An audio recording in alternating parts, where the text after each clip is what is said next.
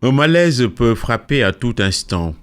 Le départ de Joseph Maricoto sur la pointe des pieds à 64 ans doit nous ouvrir les yeux. Les éloges funèbres du monde sportif au funérarium de Fannes ont été sincères sur sa bonhomie et son humilité.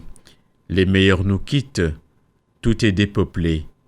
Les circonstances de son décès sont terribles. Le temps est venu de lancer une profonde réflexion sur un mal insidieux, sournois, qui consume les Sénégalais à petit feu. Les maladies chroniques explosent dans le pays et rendent la vie de nombreux compatriotes insupportable. Les pathologies en effet sont de plus en plus lourdes.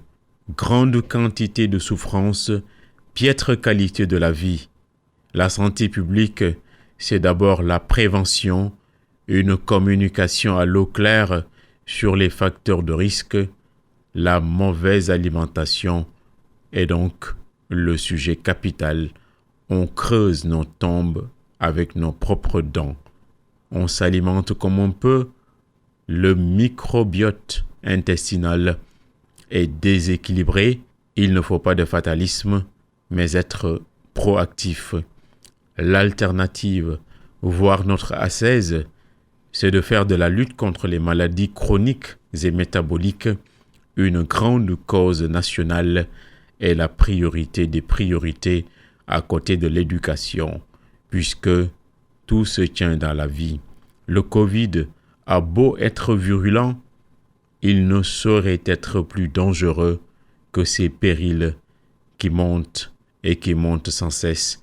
Diabète, hypertension, AVC, arthrose, goutte, cancer, insuffisance rénale, obésité, ce que les spécialistes désignent sous le vocable de comorbidité sont les défis les plus grands de l'heure. Que l'alimentation soit ta première médecine, devant l'injonction d'Hippocrate, on s'est visiblement entêté, on en a pris pour notre grade. Pendant qu'il est temps, nous pouvons amorcer un retour et avoir recours aux sources. Du Ngourban du Cayor au Mbahalou Saloum, en passant par le Sombi-Guerté de la Verte Casamance, tout est bon dans cette cuisine typiquement sénégalaise. Ce sont des alicaments dont seule la bonne ménagère a le secret.